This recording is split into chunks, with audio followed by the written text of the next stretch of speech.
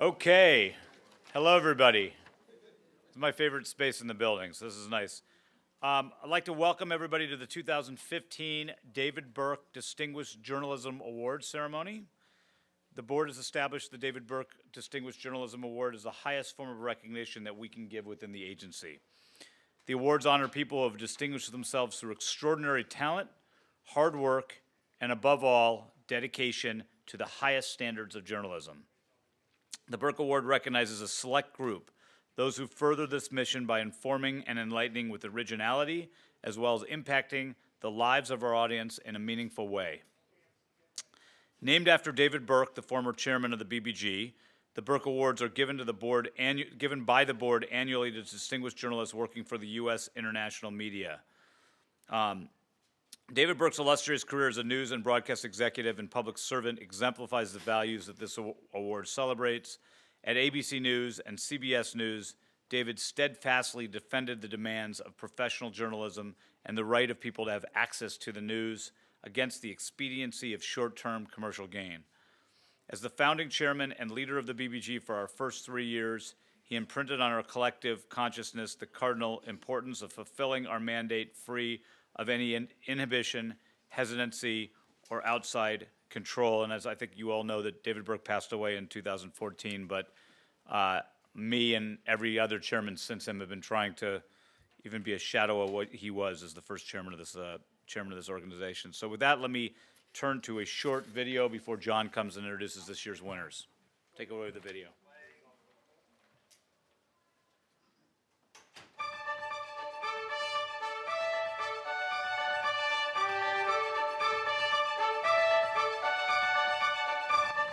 The David Burke Distinguished Journalism Awards recognize integrity, courage, and excellence across the networks of the Broadcasting Board of Governors. These brave men and women risk their lives to inform, engage, and connect with audiences around the world in support of freedom and democracy. From Azerbaijan to Xinjiang, from Cuba to Nigeria, and throughout the Middle East, these are the 2015 Burke Award winners.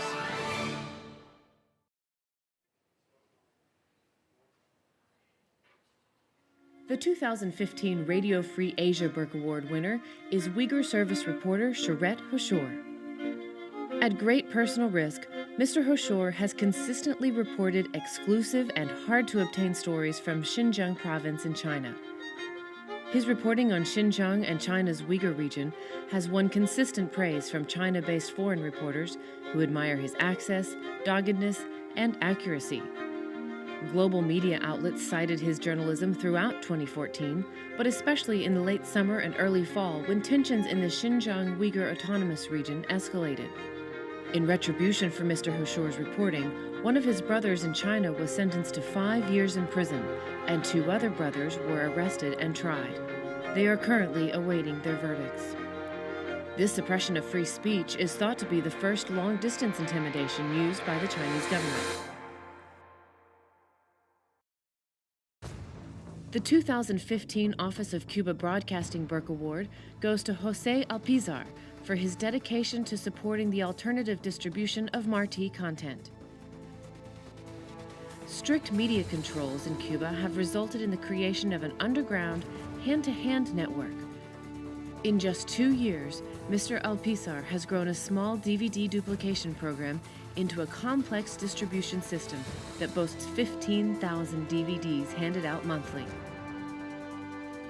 In addition to DVDs, he is leading the way to distributing flash drives with gigabytes of uncensored information.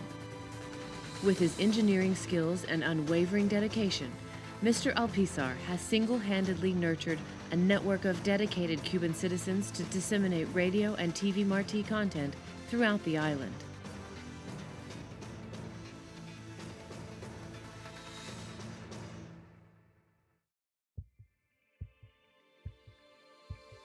The 2015 Voice of America Burke Award winner is Hausa service reporter Ibrahim Ahmed.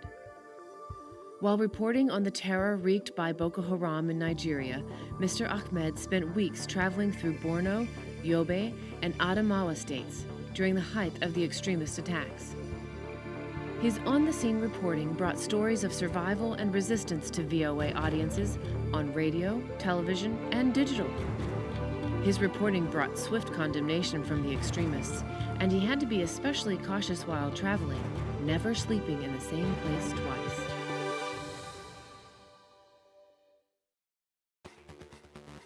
The 2015 Middle East Broadcasting Network's David Burke Award goes to Pierre Jade, Leila Bezi, and George Shua. Together they produced the new thought-provoking documentary series Delusional Paradise. This series sheds light on the atrocities committed by ISIL in a way not often seen on Arab television. Due to the sensitive subject, the producers faced numerous harrowing challenges in the field while putting the series together. Many interview subjects would back out at the last minute out of fear of retribution. Authorities in several countries watched the team's every move, sometimes even filming them. Through their persistence and dedication, Leila, Pierre, and Georges built trust with their interview subjects and empowered them to tell their stories. The result is a powerful and compelling series that provides a voice for the living victims of violent extremism.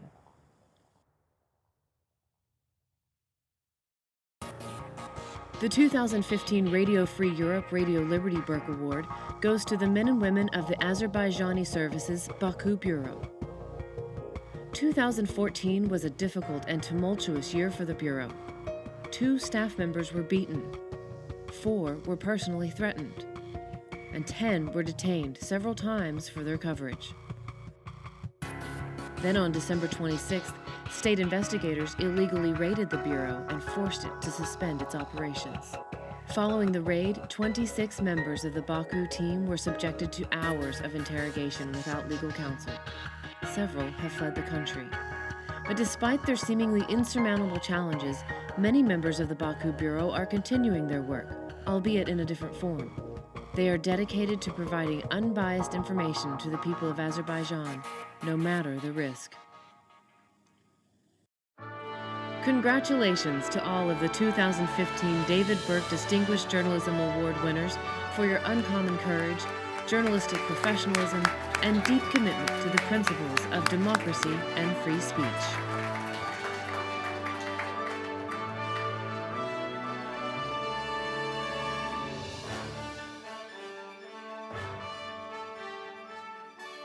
Okay. Wow. Inspiring, to say the least. We have over 2,000 journalists and 3,000 people worldwide doing some of the most important work in some of the most dangerous areas, having the most significant impact in the world that any free democracy could ever offer as a gift to the planet. Today we honor 5 of the very best of those 3,000, not individuals in some cases teams. I'd like to first invite up our RFE-RL Acting President and CEO, Nenad Payik. Nenad?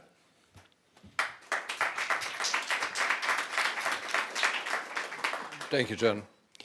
2014 was a dramatic year for Azerbaijan, which witnessed the steady silencing of what few critical voices remained in the oil-rich autocracy.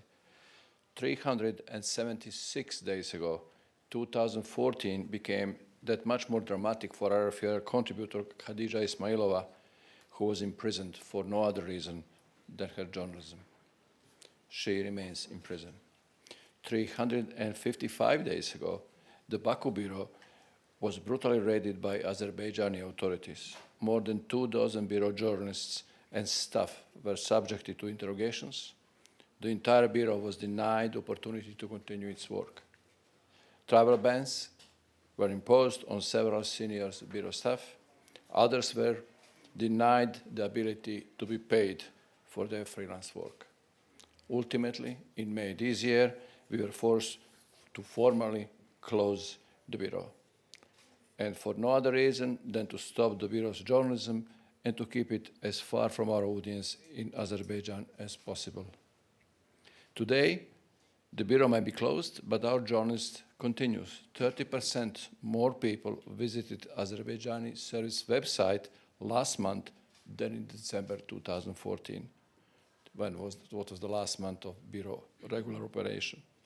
Brave freelancers continue to cover protests in Baku, live for RFRL. Service reporters in Prague, bolstered by their colleagues from Baku, continue to produce the wide variety of content that Azerbaijani service has long produced: cultural, social, economic, public service, and yes, investigative reporting. Azerbaijani journalists continue to hold the work of RFRL, for RFRL in high regard, and work with the service despite the risks to their professional and personal safety. The esteem that Khadija Ismailova and her reporting enjoys continues to grow every day that she is held in Azerbaijani jail on frankly ridiculous charges. Today's congressional hearing is another evidence of the prominence of the Azerbaijani service, the importance of the journalism, and public awareness that the charges against Khadija are groundless. I am honored by the courage of professional journalists and professionalism demonstrated by my colleagues of Azerbaijani service in our Baku bureau. It is my pleasure to accept this award, this plaque on behalf of the service and on behalf of the bureau, and to introduce you these participants who are sitting there in Prague. Hi, guys. I don't know.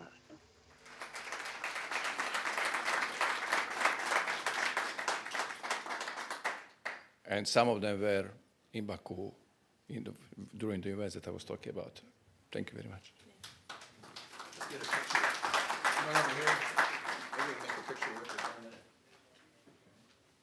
Will that work for the picture to get the TV screen?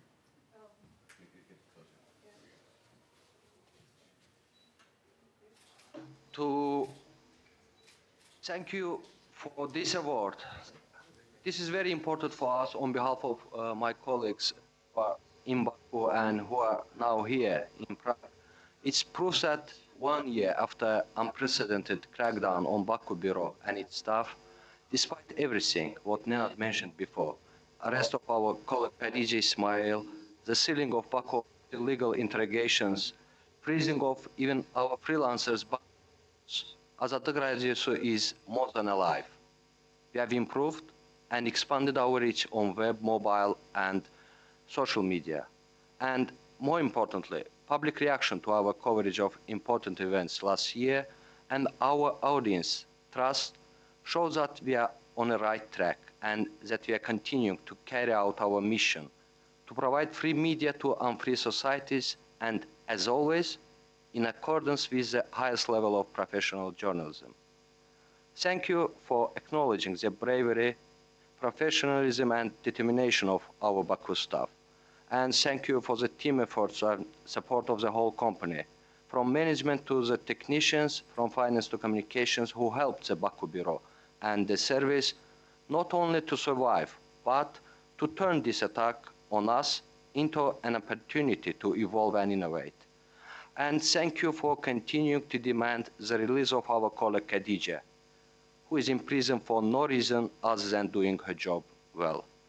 Thank you so much. Thank you. Thank you for your great work. Thank you. So next, I'd like to invite the Office of Cuba Broadcasting President Carlos Garcia Perez.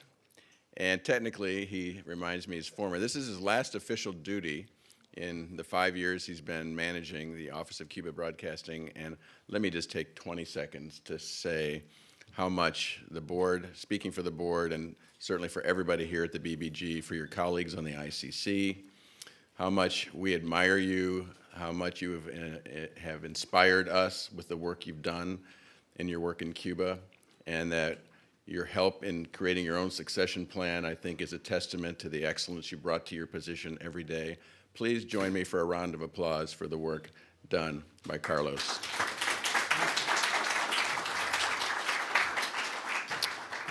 Well, they say the Cubans never want to let go of power. But I'm leaving. Maluli asked me to come up here, so I'm up here.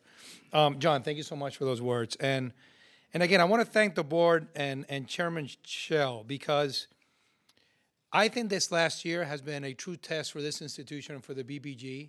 And like I said this morning, they never put a stop of what we were doing. And one of the things that we were doing that was cutting edge, looking for a solution, ingenuity, and with a lot of passion is what Jose Alpizar has done for us. He really, so we used to have two airplanes, right? Every time I look at Jose, we call him Pepe, I said we changed two planes that didn't work for this guy who's awesome, right? For a human being, right? So I'm very proud to be here. I'm very proud about this project because Jose has done a fantastic job making sure that Cubans in Cuba receive the content that they produce inside the island and that we produce out in the Marquise. Half of the stuff that he does, it's not there. I don't think it's appropriate to be public, but the board knows about it. And that's why I'm so proud of this board, because the board, again, never stopped from doing what Jose is doing. He always came with a solution to the problem, always. And I just look forward to seeing what's going to happen after I leave with his projects, because he's got great stuff going on. So, with much further ado, I'd like to introduce a huge asset for us, a great guy, Jose Alpizar.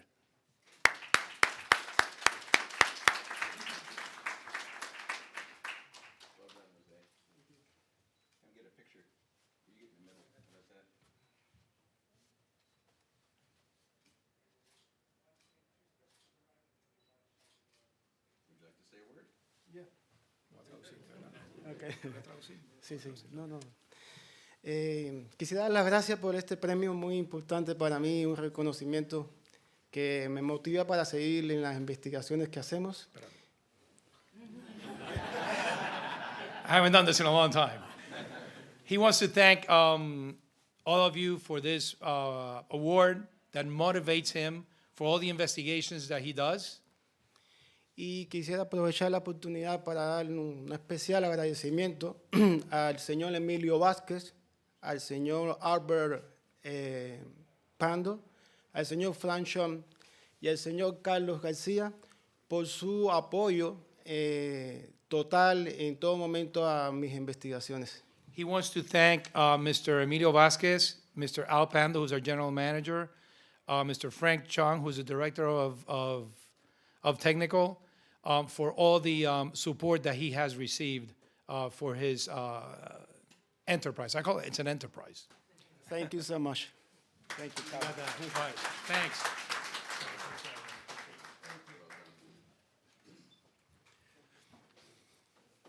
Now we're going to honor the winner from RFA, and before I bring Bay up, I just have to tell you, we just had the most exceptional presentation at our board meeting from RFA, and the work that they're doing in Southeast Asia and the countries where they're authorized is nothing short of inspiring. We talk a lot, you'll hear me talk a lot, about the need to have impact, measure impact, and hold ourselves accountable to impact. We saw a great deal of impact today in a very good way in that presentation, Libby, so thank you.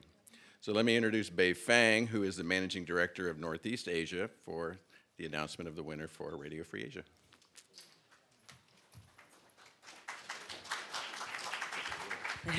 Lowered a little bit. Thank you so much. It's my pleasure to introduce my colleague Charette Hoshor to you today. Charette has been with Radio Free Asia's Uyghur service since 2007. His investigative reports for RFA of violence in China's Uyghur region have been called by the New York Times among the few reliable sources of information about incidents in a part of China that the government has sought to hide from international scrutiny. During his tenure at RFA, Charette has broken numerous stories detailing the ethnic unrest among Uyghurs and Han Chinese that have intensified in the years following the Urumqi riots in 2009. Last year, Charette was able to confirm a series of violent acts that rippled through the region that were unreported by China's official media. Later on, global news outlets, including The Times, the BBC, and Reuters, were able to confirm his stories that shone a spotlight on the tensions inside China's far west. Many of us already know that this all comes at high personal cost. Charette's three brothers are still in jail in China, their only crime being that they are related to someone who dares to report the truth. So with that, I want to introduce you to my colleague Charette Hoshor and thank him dearly for his service.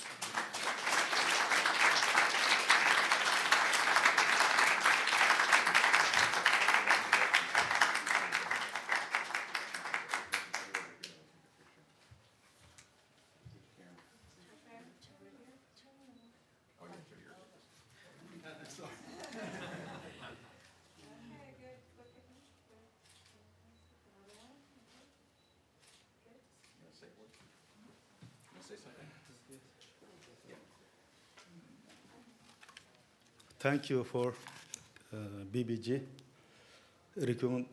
recognizing my work. Thank you also my co-workers, RFA, from Uyghur service to leadership. Thanks for everyone. That's all.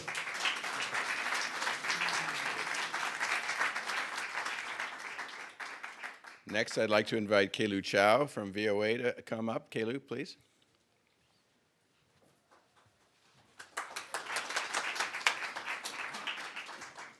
Hi, everyone.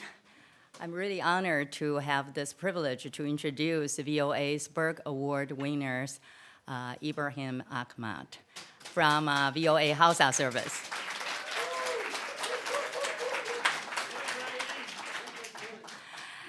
Ibrahim Ahmad spent weeks traveling through several states in the northern part of Nigeria during the height of Boko Haram attacks, never sleeping in the same place twice after extremists condemned his reporting. Sometimes he's under very difficult situations. He never wavered, never shy away from any opportunities to do the reporting. His on-the-scene coverage brought stories of survival and resistance to VOA's audience on digital products, on radio, on television, as well as on the Hausa website he helped create. I want to tell you another note. As you know, several months ago, Nigeria had its presidential elections. At the time, lots of people worry about that elections would have the similar situation like the last one, post-election violence and activities that cause the problems to the countries. Mr. Ahmad organized numerous town hall meetings with youth leaders, with election commissions, officials, discussed the various levels of the facts of what is the elections meant to them, what's the candidates, how do we do free and fair elections. The result, we all know, this is the first time that we have a democratic transformation in the largest populous country in Africa. Ahmad delivered a multiple report on-camera interview with voters, party leaders, former military rulers, vice president, and the president himself, Mr. Buhari. And at interviews, Mr. Buhari mentioned about it, that VOA is the station that he loves to fear. And it's the fact, it's the truth that Ahmad able to bring to the audience and to the countries, and so that that today that we're here, we're proud of your coverage that you've shown, your dedication to our mission and your journalistic product. On behalf of VOA, we salute you, Ahmad, in receiving this Burke Award.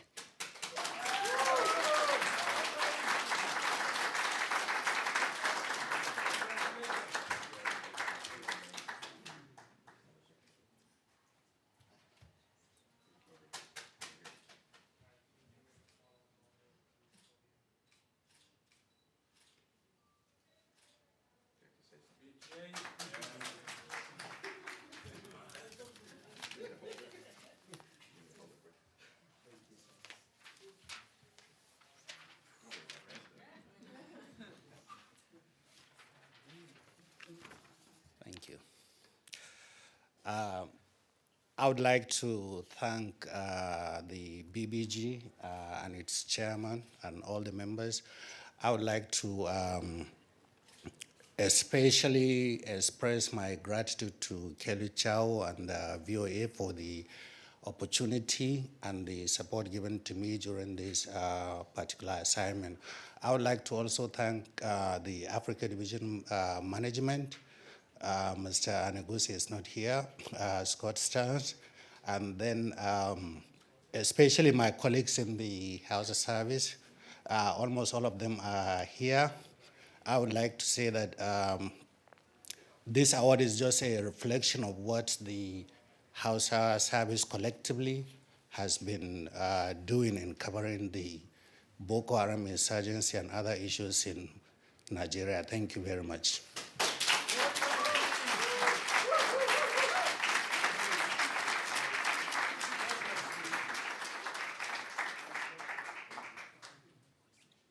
So I'm pleased and proud to now bring up Brian Conniff with Middle East Broadcasting Networks. Brian?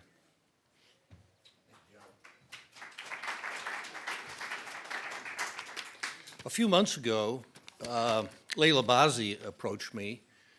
She's Al Hur's director of current affairs, about an idea she had for a show. She was very concerned and traumatized by the events that were happening at that time in the Middle East with the rise and spread of Daesh. She had the idea to find a way to document the lives of the living victims, the surviving families and communities of fighters and others that were adversely affected by the Daesh uprising. I quickly approved her idea, and she formed a team of Pierre Jad, Georges Chow, and herself.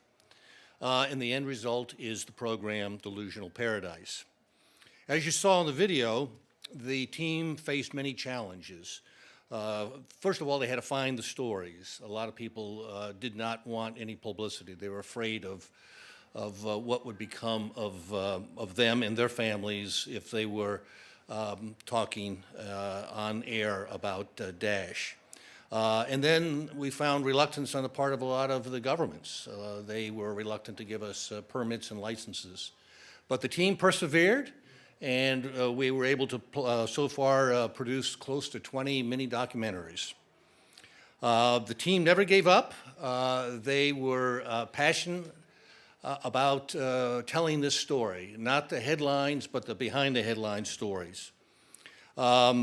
This show frequently interviewed mothers, children, others who joined Daesh and then defected and went to Turkey. We interviewed them there.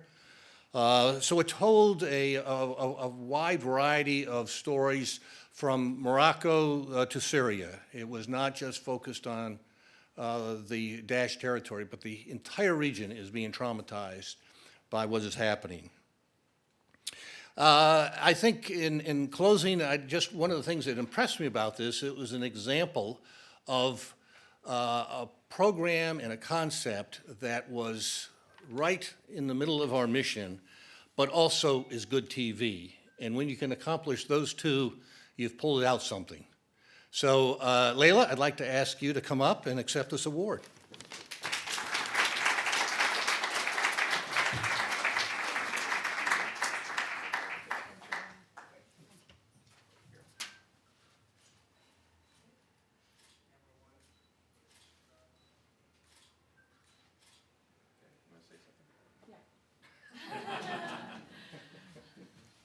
First, I want to thank the BBG for this. And I want to thank you, Brian, for believing in this small pitch. We started in MBN, and you supported us to pull this through the challenges that we've been through. For me, Delusional Paradise is an award in itself. By helping the victims, talking about their tragedies, is an award rewarding more than any other award. I want to thank and acknowledge my two partners who will not be able to join us today, Pierre Jad and Georges Chow, for their professionalism and for their dedication, and I wouldn't have asked for a better team to work with me on that. Thank you very much.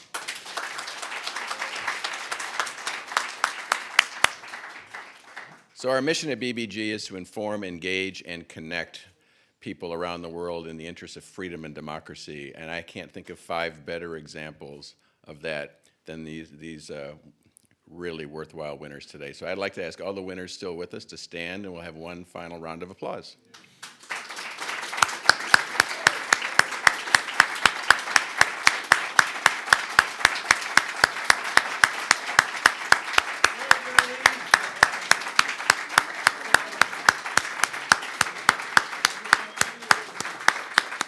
And I think we have a reception out here. Juan, is that right? No, there's some light snacks and a reception right out this way.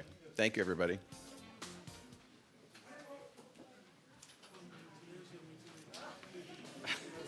paper fight.